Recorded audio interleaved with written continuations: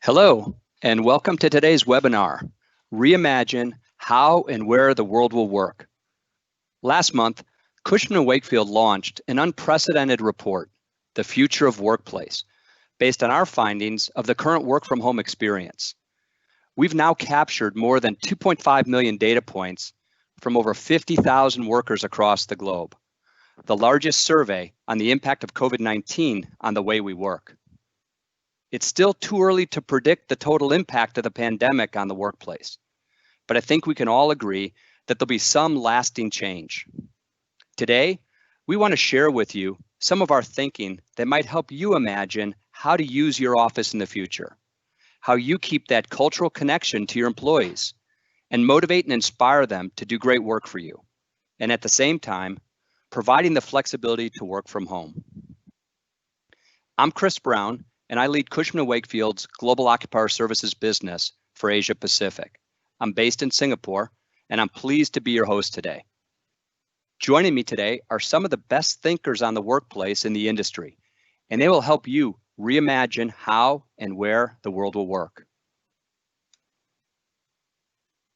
These speakers have been quoted in media outlets across the world and here in Asia Pacific, in everything from CNBC to Nippon TV, ABC News, The Wall Street Journal, Australian Financial Review, India Business Standard, Korea Herald, and many others. And they form part of our global workplace team. Our total workplace team is at the center of our approach to bringing a coordinated, innovative, and end-to-end workplace capability across the entire real estate lifecycle. So please welcome Despina Katsakakis, based in London, who is Cushman & Wakefield's Global Head of Total Workplace.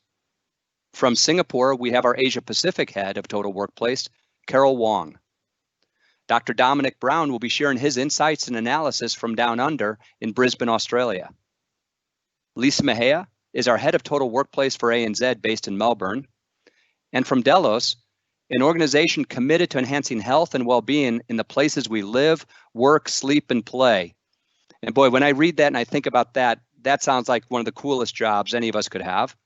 We have Julianne Minster, Senior Vice President, based in London. Thank you all for joining us today and sharing your expertise and ideas. Cushman & Wakefield is very proud to be at the forefront of thinking about how we as an industry respond to the pandemic. We've advised clients on recovery readiness, to reopening, and now to reimagining the workplace. I'm sure many of you have seen our recovery readiness guide and 6 feet office concept, which has been implemented across markets right around the world. Today's session will provide a unique perspective on the way Asia Pacific has approached the work from home experience, our return to office, and the regional thinking around the role of the workplace in the future. Today, we have 2 quick presentations for you. The first is a discussion on the results of our experience per square foot at home survey, where we will explore the regional similarities and differences across Asia Pacific. And the second, we'll consider what some of the inputs are for organizations to reimagine the future of the workplace and what the total workplace ecosystem might look like. And then we're leaving the majority of time for questions to our expert panel. So please submit your question in the little box with a question mark that you'll see at the top right-hand corner of your screen. So now that we've set the scene for you, I'm pleased to turn the microphone over to Despina, who will introduce our experience per square foot at home survey. Despina. Thank you, Chris, and good afternoon, everyone. It's great to be here with you all today. Can we go to the next slide, please? As the pandemic started to take hold and our clients started to send their people to work from home, we looked to our Cushman & Wakefield proprietary tool, Experience per Square Foot, which already had a rich database of over 2.5 million data points on the key attributes that help the work from home experience pre-COVID, which we immediately shared with our clients to help them manage the sudden transition to remote working. Our tool was designed to study employee workplace experience by identifying and defining the 5 key attributes of experience that reflect individual and group activities relating to work and life, as you see on the left-hand side of your screen. We measure work productivity by understanding the level of effective team collaboration and individual focus. And we measure quality of life at work elements by measuring the sense of energy and ability to renew throughout the day, the level of interpersonal connections, ability to bond with colleagues, and finally, the ability of employees to continue to learn and develop, which can occur across all of these aspects.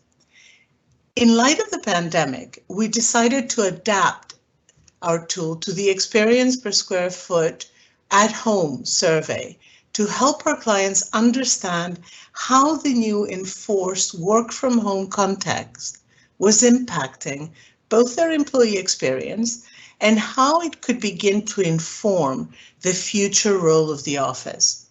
In the XSF at Home survey, we added 3 additional measurement indices: information, culture, and care.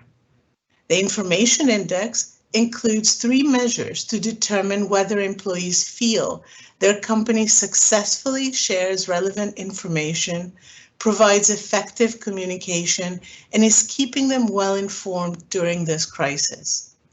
The Culture Index, which measures how closely connected people feel to their company from the standpoint of how much they like their company culture, their feeling of cultural connection, and pride in working for the company, as well as confidence in future direction, and the existence of company-wide trust, which is very important. Finally, the Care Index, which measures how cared employees feel from a standpoint of whether the company supports their work-life balance, if they have enough time away from work to recharge, and if they feel they have the opportunity to be physically active and have an overall sense of well-being. We hope that this more comprehensive approach would highlight some of the subtler issues people are facing in this enforced work from home experience. So now I will hand over to Dom to share with us the findings of both the global survey and, more importantly, to compare them with the specific data and insights from this region. Dom, over to you. Thank you, Despina. And certainly with the XSF at Home database being as large as it is, it means that we can slice the data in a variety of different ways and still keep robust sample sizes, which means we can then still get meaningful results. So what I want to do today is look at the results for Asia Pacific as a whole, first of all, but then go down to the national level and look at how some of the results vary from country to country. Of course, Asia Pacific is a geographically large and culturally diverse region. And as a result of that, we do see some variation in the results at the national level. However, at the headline level, the story for Asia Pacific is actually very similar to the overall global story. And that's people are still working, work's still getting done, but personal connections are suffering, whether that's connections to colleagues or connections to the company culture. In general, people don't feel well, and younger generations are actually struggling more than older generations. Now, if we take these in order and look at them in a little bit more detail, we can start to see some of the subtleties. For example, 70% of respondents in Asia Pacific felt that they could focus when they needed to be productive. This is a little bit below the global average, but there are clear reasons for this, and they become a lot more clear when we look at the results at the national level. Similar to the global story, we're seeing that people are struggling to keep that connection to company culture and keep that connection to their colleagues. At 56%, it is slightly higher than the global average, but it's still only just above 1 in 2 people feeling connected to culture. Similarly, at the APAC level, as we see at the global level, People aren't feeling well at the moment. They're reporting low levels of energy, low levels of well-being, and are not taking enough time away from work. And indeed, this was a story that we heard pre-COVID, and it continues to be a challenge in the current COVID environment. And then finally, moving on to the generational changes, and this was something that was quite interesting. At the start of this study, we hypothesized that younger generations would actually fare better than the older generations. They're more technologically and digital savvy, and so we thought they would actually have a better overall experience. However, this hasn't been the case, and it's even more so for Asia Pacific, where 75% of Gen Z and millennials were reporting a challenge compared to 70% globally. The nature of the challenge, though, did vary with the different generations. So Gen Z, this is the generation born from 1996, so will be in their mid-20s at the earliest, were more likely to report a lack of adequate workspace at home. Whereas when we're moving more to millennials, it was around caregiver responsibilities, which was the biggest challenge. In contrast, baby boomers were less likely to report challenges, just 50% were reporting a challenge. Notwithstanding these challenges, though, the majority want their companies to expand working from home policies. And indeed, at the Asia Pacific level, 50% of respondents said that they would increase their own individual agile working practices after COVID. Now, they're the results at the regional level. If we move to the national level and go to the next slide, we do start to see some quite large differences. In India, companies spend a lot of time and effort and focus on creating and maintaining company culture. And we see the benefits of that now really come to the forefront in the current work from home environment.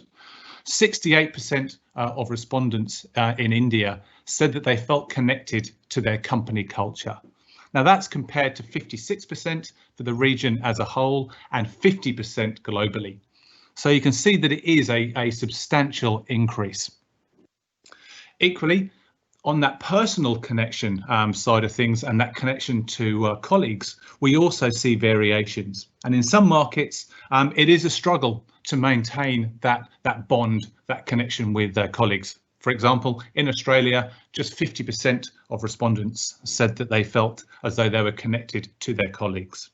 And what this does do is actually just reinforce the role of the office as a place to establish and maintain bonds and maintain those connections, and that it is difficult to keep those connections in a virtual working environment.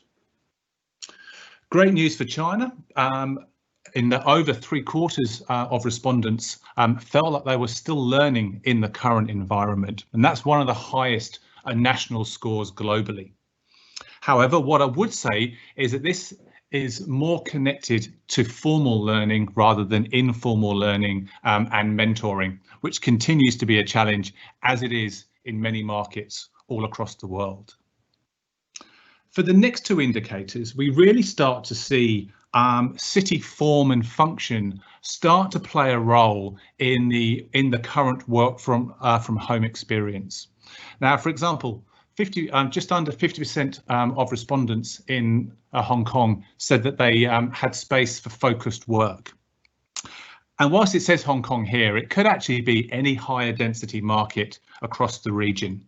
And this is where we start to see the impacts of that higher density and especially higher density living start to impact the current work from home experience.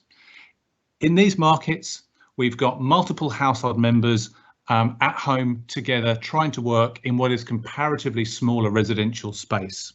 On the back of this, it's therefore not surprising that people are reporting lower levels of having space for focused work or lower levels of minimal distraction. We also see this flow into other areas as well. There's a staggering 92% of respondents in New Zealand said they had adequate access to outdoor space. Whereas again, if we move back into those higher density markets, it's 55% at best. This also flows into other areas. So, for example, these higher density markets would report lower scores for movement, for physical well-being, for overall well-being. And this very much comes out in our newly created care index, where we see lower scores for these kinds of markets. And finally, coming on to trust. And this is an area that's actually very important and is the foundation, is the building block of agile working. And again, the news here is a little bit mixed. Indeed, the lowest 4 markets globally are all located in the Asia Pacific region, with the global average being 90% of people felt as though they were trusted by their manager. So this is clearly an area which we need to focus on within the region. It's something that needs to be nurtured, as when employees feel trusted, they're then more likely to do their best work. If we can move to the next slide, please. Changing tack a little bit, one of the things that we can do with XSF at home is we can look at the correlation between variables, and I've got 3 up on screen here in red. So we have bond, learn, and also cultural connection.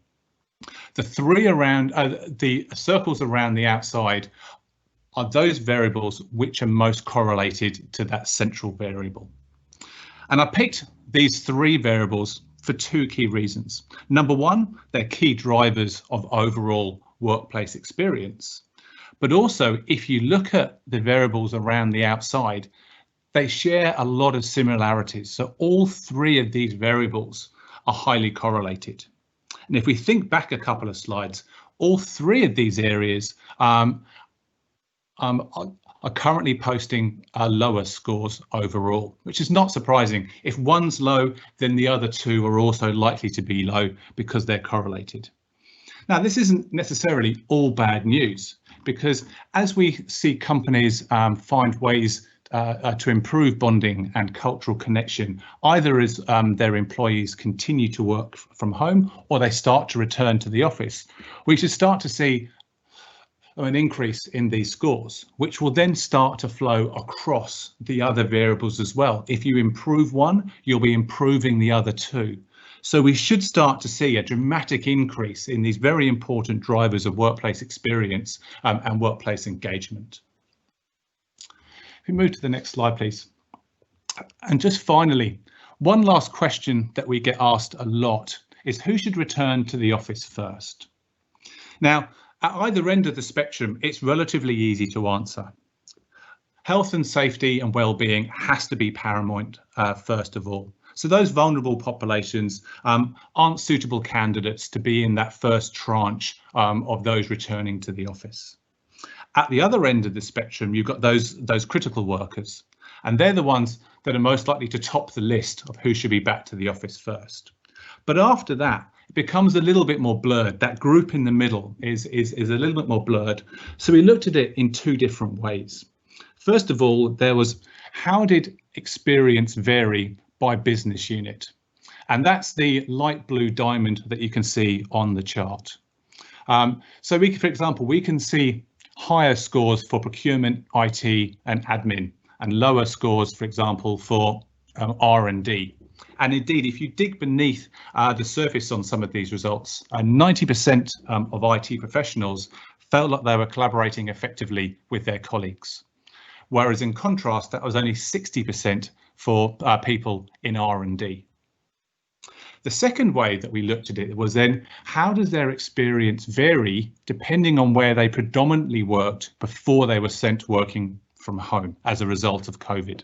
And here we focused those who were predominantly office-based, and that's the dark blue circle. If we look to the right-hand side again, we can see there's actually very little difference in the average score and those who were previously office-based for business units such as procurement, IT, admin, legal, finance. What this means is that those people who are predominantly office-based before being sent from home have actually adapted very well in the current environment. If we look further to the left of the chart though, and specifically sales, HR and the R&D teams, we can see there's a much wider deviation by as much as 10% between the average score and those who were previously office-based, indicating more downside risk. So bringing this all together to a conclusion, it's those teams that thrive on or require face-to-face interaction and creative collaboration who should probably return first. These are the ones on the left of the chart.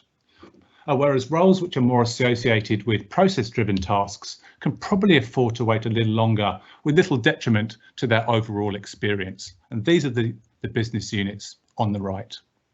And with that, Despina, I'll hand back to you. Thank you, Dom. I think we all know that the return to the office will not be a linear process, and considerable care and planning must go into that transition. So it will be important for leaders to consider the key areas of risk associated with too much remote work, such as the impact it has on younger people, the negative impact it can have on culture and learning related outcomes, and the challenges of managing a distributed workforce. Now, we know organizations can do many things in a remote environment to support culture, learning, and development, and people managers can become ambassadors of company culture, mentoring, and connection in the digital world. Finally, there's also an opportunity to leverage HQs and offices with greater purpose and intent to drive learning through events and training sessions, to create collaboration and innovation opportunities, and to foster that in communities of interest, mentoring, and growth that Dom focused on. Now, Chris mentioned earlier that we undertook 2 parallel initiatives, and alongside launching XSF at Home, we also developed a white paper for the Corporate Real Estate Journal, which looked forward into a post-pandemic future to reimagine how and where the world will work, with input from our experts across our consulting, workplace, our portfolio, and technology teams from around the world. We were very excited to find that our XSF at Home data actually validates the predictions of our white paper, and that allowed us to begin to look at some really interesting models for the future. However, we need to obviously note that we live in exceptionally uncertain times with constantly evolving scientific and economic data, and it would be unrealistic for anyone to claim that they have a definitive answer. But we still strive to have some evidence-based recommendations and ideas. So as we begin to look towards the long-term strategic decisions, let's move on to the next slide. And I will now come to Carol to share with us what are the key questions that we're hearing from occupiers and developers, and how does our thinking both in terms of the future and the data from XSF can help us put together some ideas of how to respond to them. Carol, over to you. Thanks, Despina. Good afternoon, everyone again. During the last few months, we've often been asked 3 key questions by both occupier and investor clients. The first is how much virtual work is there likely to be post-pandemic? The second is what will this mean for the amount of office space we need and the typology of space?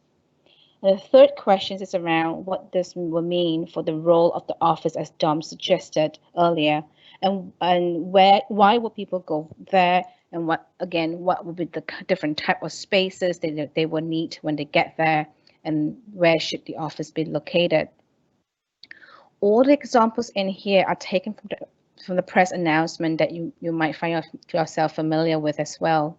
We see the first group of clients under significant cost pressures and realizing that remote work works, reversing the paradigm. For me, the most interesting is the PSA. Soon the world's 4th largest automotive group will shift to remote first options for its entire 80,000 white-collar employees based to work from home any day of the week and return to office one day. This is quite a significant for a company who is quite traditional environment. A ride-hailing firm, Didi at China, also announced allowing more flexible arrangements such as telecommuting for part of the work week. Obviously, there are many different options that differs for geography, different sectors, companies, talent profile. Companies who are more prudent, like Goldman Sachs, are concerned about the potential implications for company cultures, and of course, in many sectors as law firms, potentially little will change. Twitter are taking a more extreme position, saying that people can work from home permanently, and Barclays and the others retailers are looking at using their retail branches as well. One of the other thing that we found is that Tata Consulting Services in India also announced its 25x25 model, which is by the year 2025, only 25% of its total workplace will be required to come to the office for work. Globally, new legislation is being prepared in many countries and allowing employees to work from home beyond the pandemic period. In APAC, I came to notice that in India, NASSCOM, the Trade Association for India IT BPM industry, was tasked by the India government with preparing a detailed report as India IT sectors is seeking revisions in the country's taxations and labor law, as over half the workforce could begin to deliver service remotely as part of the changes being brought by the ongoing pandemic. Next slide, please.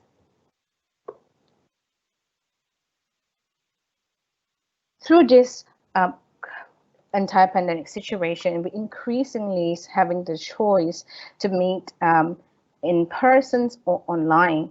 We're seeing this across our work lives, learning, leisures, and healthcare, and we will carry these two options of virtual and in-person with us post-COVID back to the workplace. The virtual and in-person choice will come with different experience levels and cost points. In-person meetings will need to become higher quality and more memorable experience to compete with the convenience and efficiencies of online meetings. One interesting that we see from clients is the idea of new digital equality has surfaced. Virtual or remote working is reducing spatial hierarchy. This new choice have made the traditional seats of power, like in Singapore, Shanghai, or Hong Kong, become less important in a world as we now all interacting with each other through a screen. This will bring us a new digital equality where we are hearing a greater diversity of voices across locations. More people can contribute for a wider range of spaces, and organizations want to bring this positive change back with us as we return to office as well. Another interesting challenge that presents itself in managing in-person and remote communities of people is managing in-person and remote communities of people. This new way of working, presents a challenge for organizations, especially HR, IT, FM, and real estate in terms of managing in-person and remote team dialing in.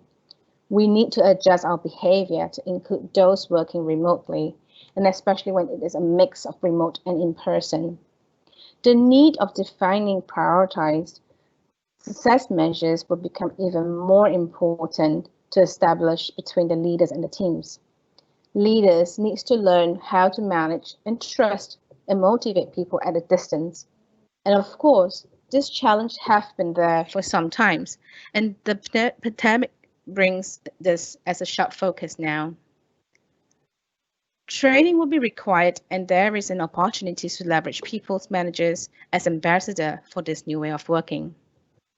One example is the Chinese division of Bosch, a global technology and service suppliers, is now instilling a new understanding of trust and train its managers to work and manage remotely, and emphasizing a result-driven approach over the outmoded presence drive model. Lastly, an important part is to leverage core office hubs. As we're becoming virtual, the core office will have an even critical role and should focus on learning, community-based mentoring, and curated events rather than having people sitting in rows working by themselves. And this brings me to the next slides on futures is a combination of urban and suburban.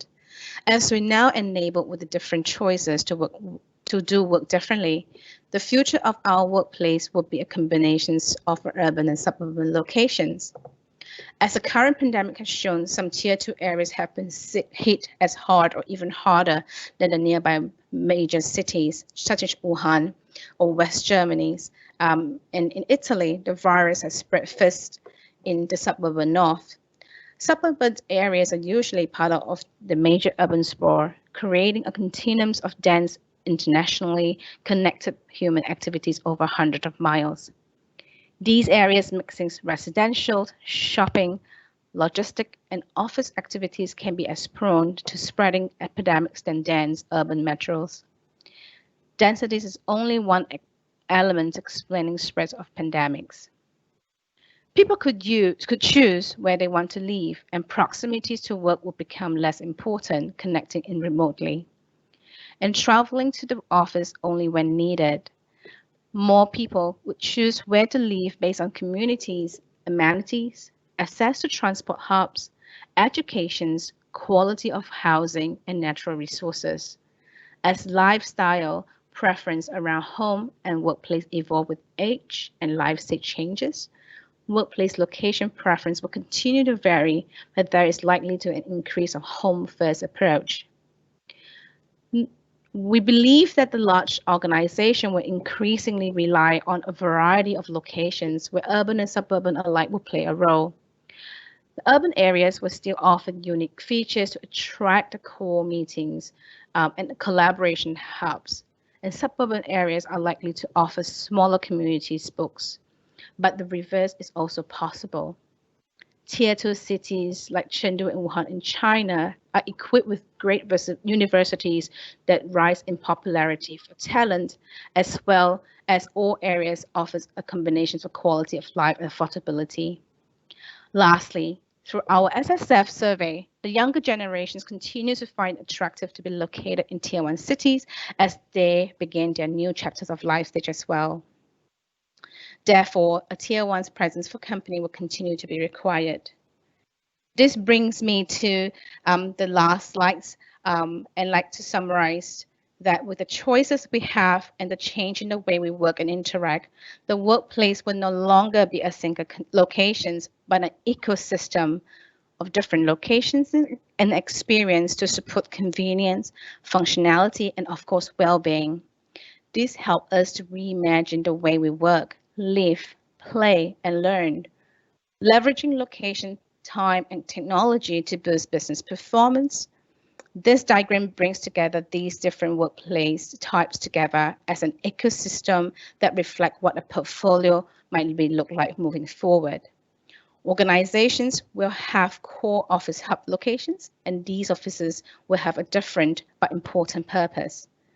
These are likely to be based in well-connected places, rich in amenities and access to talent pool, which could be city centers or in campus close to knowledge cluster like R&D. The core office hubs will work in parallel with a range of other places such as on-demand event spaces like conference space, hospitality, and third places like cafe. In larger metropolitan area with extended employment catchment areas, it would make sense to provide more additional space on demand, lease on flexible terms. And more people are likely to spend more time working from home. We could see a rise in local communities hubs to enable people to get out of their houses, get better coffee, better Wi-Fi connect with others. These hubs will also satisfy employees' appetites for greater engagement within their communities and potentials tap into a new talent pools, in addition to repurpose underutilized regions on the high street. With that, I'd like to hand back to Chris for the Q&A sections. Great, thanks, Carol. It's been terrific listening to Despina, Dom, and Carol kind of frame the many different dynamics that are affecting us. So what I want to do here for the next 25 minutes is go ahead and move into the Q&A. So as I said earlier, please input questions into the box, and we'll try and incorporate as many as we can. For the first question, I'm going to come to you, Despina, on this one. You talked a lot about the new findings from the survey. So with what we've heard, how do you see them impacting the role of the office? I mean, what effect will it have in the future? Thank you, Chris. Well, what's really interesting about our findings is that some of them are new, but some are not that new. We've had the capability to work remotely for decades, but we've been held back by management attitudes, cultural differences, and a lack of trust, which Dom really focused on. So it's important to note, though, that we have today experienced a work-life integration that will change our perspectives and expectations of how we will work in the future and what the role and purpose of the office will be. The XSF at Home data tells us that there is a fundamental and positive shift in the levels of trust. And this is completely game-changing because overlaid with the fact that baby boomers, still being the majority of decision makers in most organizations, and the data tells us that they're actually having a pretty good experience and better than any other generations, they're likely to carry this realization back to the workplace and support wider change. So what that means is that the purpose of the office will now be to create an inspiring destination that strengthens cultural connections, learning, bonding with customers and colleagues, and drive innovation and creativity. So as Carol and Dom both mentioned, fewer desks, a more varied and diverse mix of workspaces and amenities to facilitate blending of uses and really to reinvent our offices to drive community, to create surprise, serendipity, and support our well-being.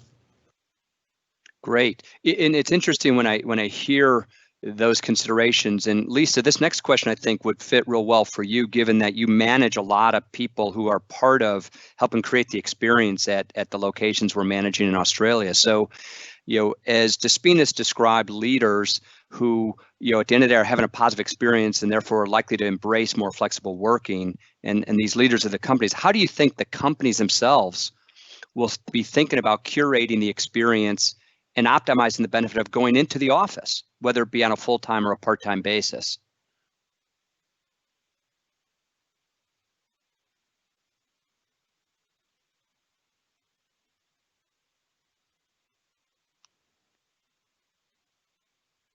Lisa, are you there? You may not have been unmuted.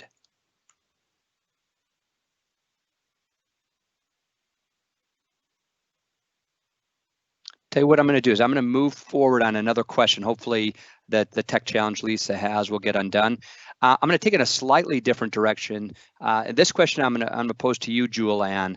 Obviously we're all very conscious right now on how we're behaving and the cautiousness as we return to the office. But as you think about the research that you guys are doing at Delos and the interactions you're having, what do you see the likelihood of companies and employees reverting back to pre-pandemic habits once we've moved through the crisis? Chris, and firstly, thanks everyone. It's a pleasure to participate today. And again, Chris, thank you for that really kind intro. I do have a super cool job with a really super cool company, so thank you for that. This is really based on the risk of catching or spreading COVID-19. Based on our research, it would depend on whether there is a long-lasting and salient reminders of COVID-19, such as media coverage, changes in social norms, example, face masks, and changes in our built environment, which are obviously protective screens and operational design changes. Because we're taking necessary measures to manage the risk of exposure and transmission today, it will be much easier for people to accept what we say would be the new norm. I have to say, it really brings to mind 19 years ago, post 9/11, that changed culture literally overnight. We are dealing with the same security measures 19 years later, and even though that type of incident has not happened since. So this is just not going to be forgotten, whether it's COVID-19 or another pathogen. This is about future proofing and taking the right approach, both here from a structural standpoint, a problematic standpoint, and a behavioral standpoint, to really ensure that we can be prepared for this once all this starts to clear up.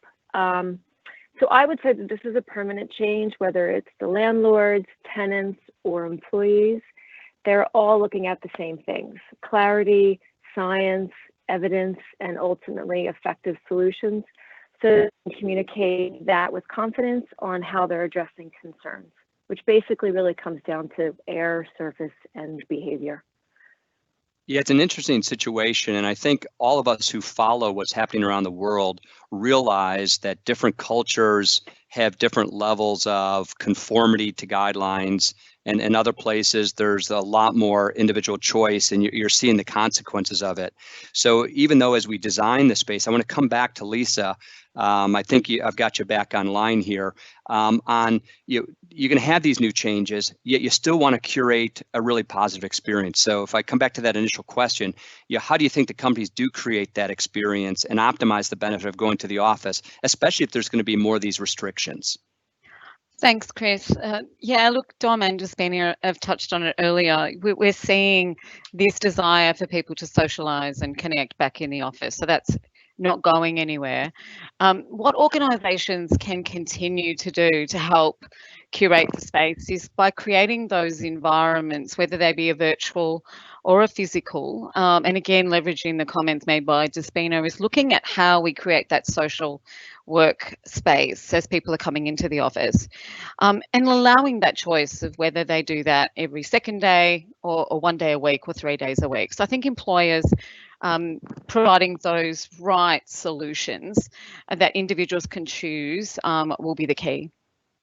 Excellent. And I'm going to kind of stay on this thread of conversation for a moment here a little further. So Julianne, I want to come back to you on one. When you start talking about the change, you talk about masks and cleaning, other rituals, right? There's a lot of health and safety implications. So currently we have great focus on the health and safety. You guys spend a lot of time consulting on how that's going to impact the built environment. And so what do you see as the future requirements of the workplace? So as you advise, whether it's developers or folks who are fitting out their space. Yeah, I can tell you that first and foremost, it feels that before health and wellness amenities, whether it was circadian lighting or biophilic elements or ultra purified air and water, probably still sat in the nice to have bucket across the industry. Certainly you had pioneers that were generating great premiums for themselves by creating healthier places, WELL certified platinum as an example.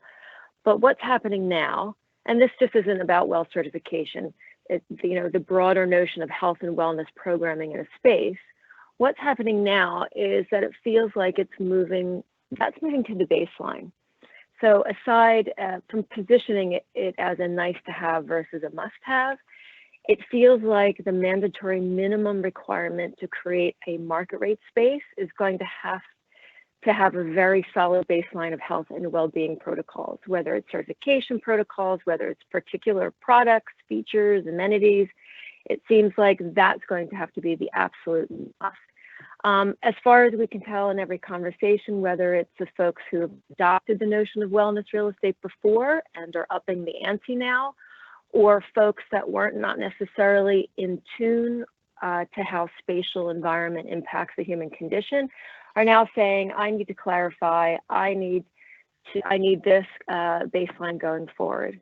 So narrowing it down a bit, again, I think going back to really three specific elements that we're focused on is the addressing the airborne viral load, the surface viral load, and behavior components of the building. So transparency around those pillars are really key. Great, thank you. I'm going to change tact here a little bit. We've talked a little bit about the built environment and some of those considerations, some of the health and safety. I want to move a little bit more into the experience of working from home. So this question is going to be for you, Carol. And the question is, when you think about across the region, the staff has been working at home for a few months now, quite a long time. So what should companies in APAC do to improve the work from home experience? Thanks, Grace. Generally, most employees' homes in APAC are not quite equipped with home offices. We've seen companies quickly mobilize to provide IT packs and ergonomic furnitures to their employees at the beginning of the COVID-19 crisis. I reckon that this type of support will become part of the BAU practice.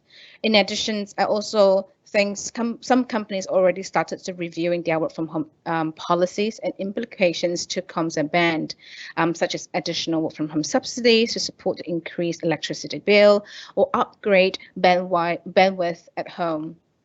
On the other hand, many companies have already upgraded their network infrastructures, VPN, during the crisis.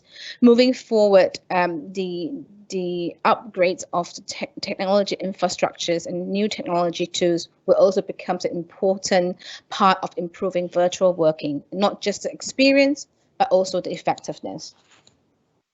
Okay, yeah, and it's interesting because after listening to Dom talk about the results and especially the three correlated elements, culture is kind of a big theme throughout all this. And so while we've been working at home for a few months, a lot of people are really concerned on the impact on culture. So Despina, I want to guide this question to you, and it's a little bit similar to if we're going to do more work from home and have a more flexible working environment, how do companies preserve culture when they increase the amount of working remotely?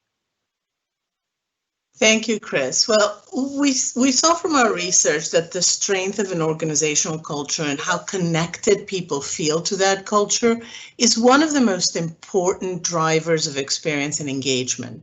Highly motivated and engaged employees are more likely to stay with their company, are more likely to produce the highest quality work, and are more likely to help their colleagues and organizations succeed against their most important objectives. If we think about the flip side of this, cultural loss that leads to turnover, lower productivity, and a lack of motivation and well-being, we can quickly see that the cost to the direct business outputs of a company is impossible to overstate. So if the difference between great success and the loss of competitive advantage and survival, therefore, the role of managers and senior leaders will be paramount.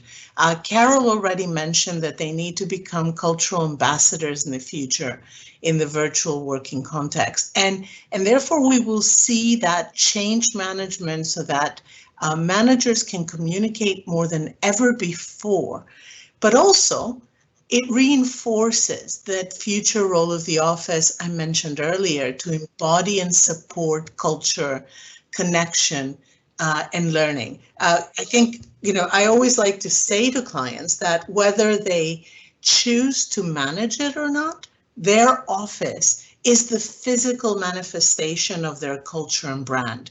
And today this will become more critical than ever before. Great. And if we build on the concept of trust, using the office as a brand, making sure it collaborates, but still keeping that flexibility from home. Carol, I want to come back to you a little bit. Managers, struggle oftentimes with the not having people close to them and seeing what they're doing. It's very easy when you watch it from the office. So how do you see companies measuring productivity of the work from home element? Thanks, Chris. This is a difficult one. I personally believe that most organizations struggle with measuring individual productivities, especially for office workers. It probably has not been a focus as the employees in the office are seen by their managers. But now, as you asked, the question is different as the managers does not see the employees working. The concept of measuring productivities has become a concern.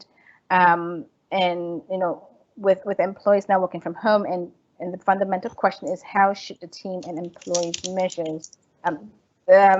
Some measures that I've seen are clear quantitative measurements like meeting the time deadlines, viewing team activities regularly, place value on quality of work, and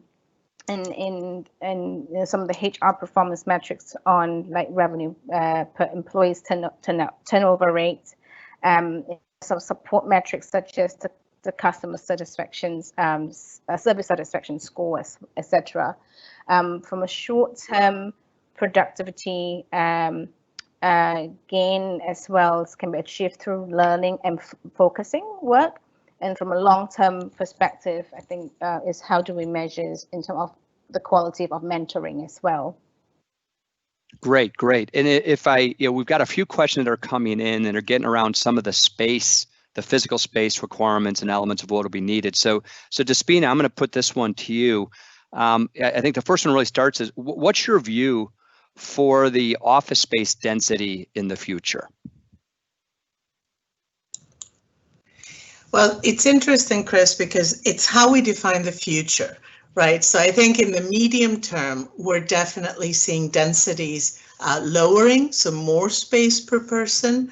I think over time, we will see a mix. So I would say if we look over a trajectory of 18 months to then 3 years, we're probably going to have significantly more space per person as we then bring more collaborative activities into the office and we begin to hopefully have a vaccine and get more people in the office. We'll see a rebalancing come and play into this. So we might end up with a net in the long term, but I think we'll see definitely a decrease in density in the future, in the short term. Okay, so if we kind of build off of this one then a little bit, Julianne, I've got this question from you. With the work you've done with your clients, what do you see the trends emerging around space, and what challenges do you think will need to be made to spaces themselves? Sure, thanks, Chris. Some of the trends we're seeing is everything from more data collection, innovative touchless, really cool technology that's coming out, thermal screening, and really all around more agile solutions around office space.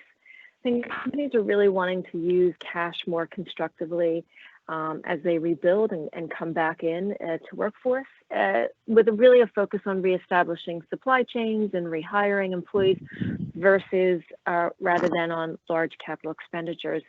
It's the transition from designing for efficiency to really designing for resilience. Some of the primary pieces of concern, I think, and challenges would be around transparency and controls. This is where maximum transparency on work environments, such as air and cleaning protocols, are really needed.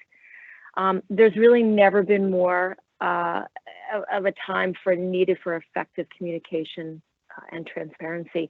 I think Despina even mentioned about engaging content. You really need engaging content and that communication mechanism as people return back to work to give them the confidence they're being educated on what's good practice, and really most important, that their fellow occupants are being engaged and educated as well. We know what we're doing ourselves, but we want to know that everyone else is doing the same.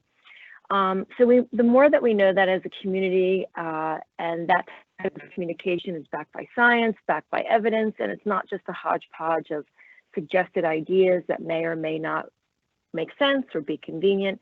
It really does come down to the science. So putting that into an evidence-based approach in your communication as well is going to be key, whether it's for the time being, for medium term or long term, as we can begin to prepare for something like this again. Excellent.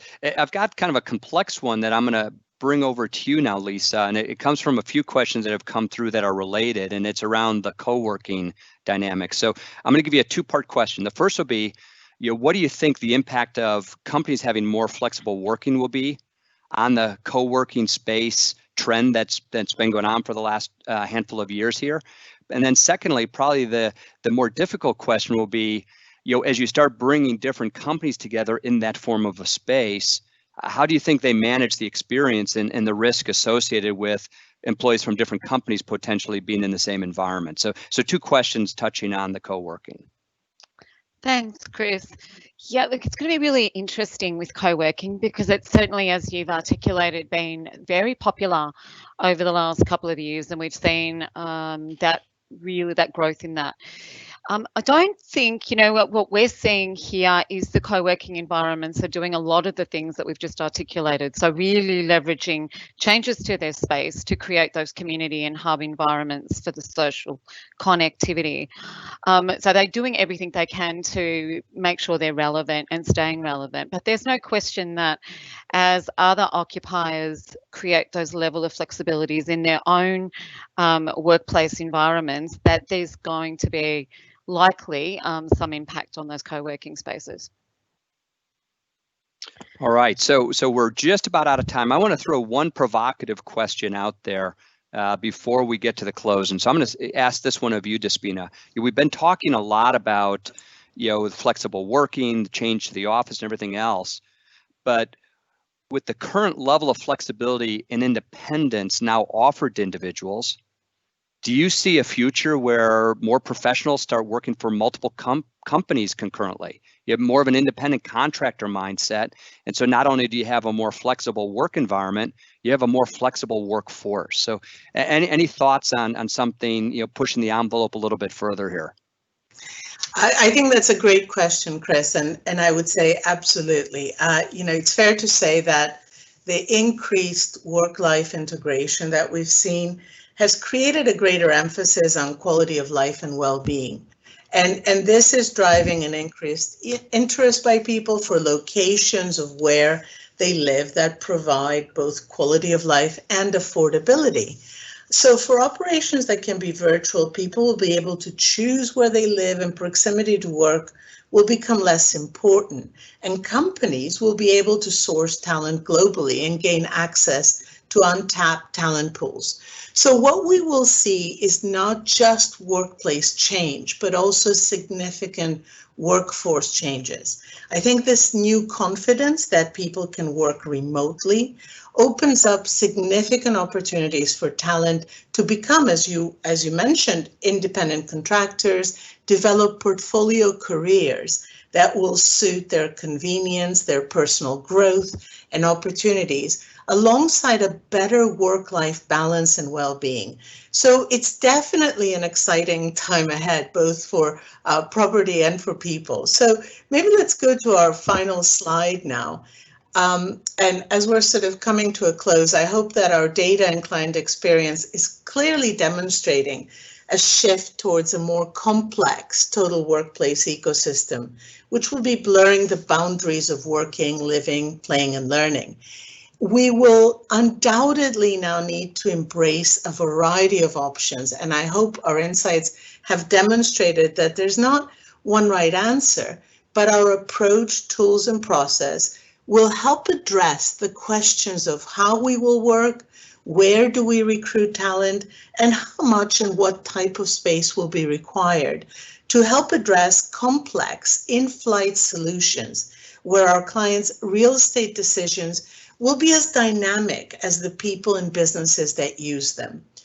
We're already helping many large occupiers and investors to make some of these decisions now, and to see how the data is changing as offices are reopening. We have a new survey which blends our office-focused experience per square foot with our XSF at home, and it's called XSF at Recovery. So it allows companies to measure the experience of people if they come back to the office and whilst continuing to work from home or flexing between multiple locations. Our aim is always to allow companies to keep a pulse on their workforce, and we will continue to collect data live and draw on global best practice so we can bring evidence-based advice to support our clients' unique requirements on this journey. And we certainly look forward to share more of this with you all in the future. So I would now like to draw our webinar to a close. I want to thank you all for attending and to thank all our speakers and panelists for their insights. We've not had a chance to answer all of the questions, but we will hopefully do so as a follow-up. And I thank you all very much and have a good day or evening wherever you are.